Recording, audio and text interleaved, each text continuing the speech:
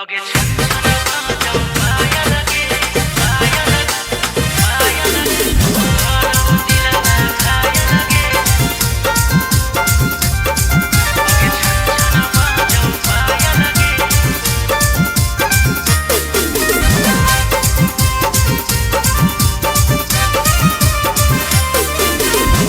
खोसो ही फूल गे पगली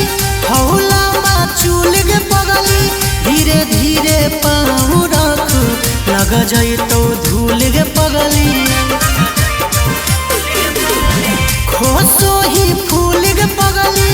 हौला मा चूल गे पगली धीरे धीरे पाँव रख लग जाई तो धूल गे पगली। आगे आगे मोर दिल कर दे अपन नंबर डायल डायल डायल गे आगे छन छन बाजो पायल गे करो दिलवा खायल गे रूप के तू रानी सुनले गजब हो इस्माइल गे छन छन बाजो पायल गे करो दिलवा खायल गे रूप के तू रानी सुनले गजब हो इस्माइल गे।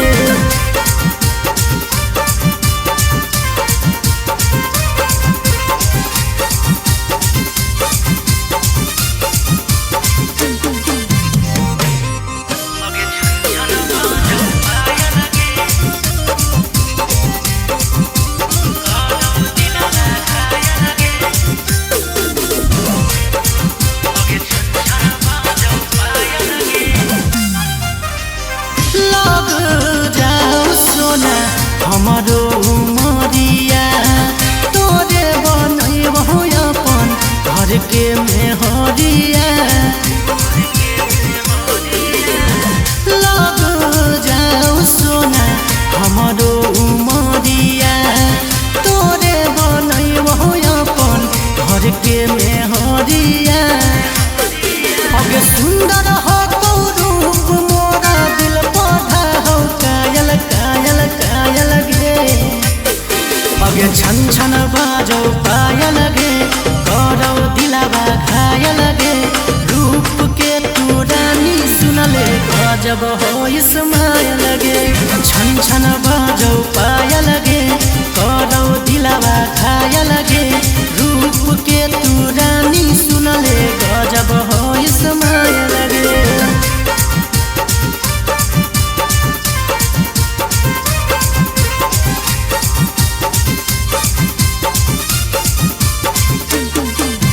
आगे छन छन जाऊं पाया लगे और दिल में खाया लगे आगे छन छन जाऊं पाया लगे हवा में उड़ो हो हनिया जब तोड़ गे छप जाओ दिल में फोटो सुन पगली मोर गे।